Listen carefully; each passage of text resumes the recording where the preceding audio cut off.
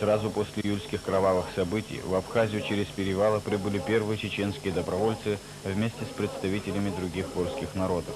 Именно на гребне той волны была создана Ассамблея горских народов Кавказа, проводившая свой учредительный съезд в Сухуми 26 августа 1989 года.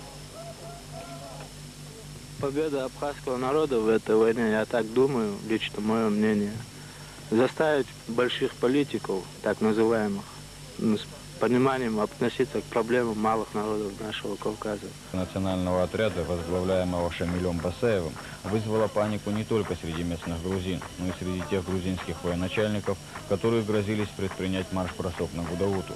С большой любовью и благодарностью вспоминает наш народ бесстрашных чеченских бойцов, проявивших чудеса храбрости в первой шромской операции, которая, несмотря на ее неудачный исход, заметно пошатнула позиции противника. Особенно ярко героический дух чеченских бойцов раскрылся во время Гагрской операции. Только в боях за освобождение Гагры сложили головы десятки чеченских добровольцев.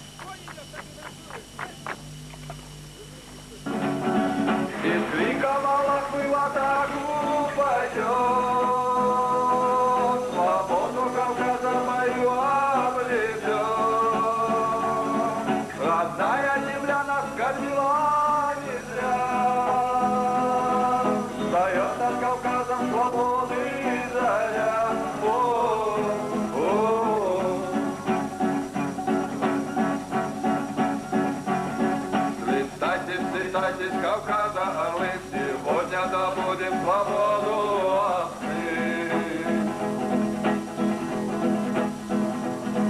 От рабства и смерти спасем мы ее, и в деле докажем мы братство свое.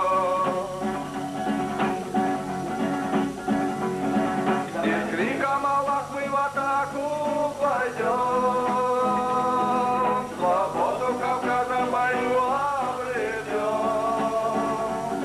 Родная земля нас кормила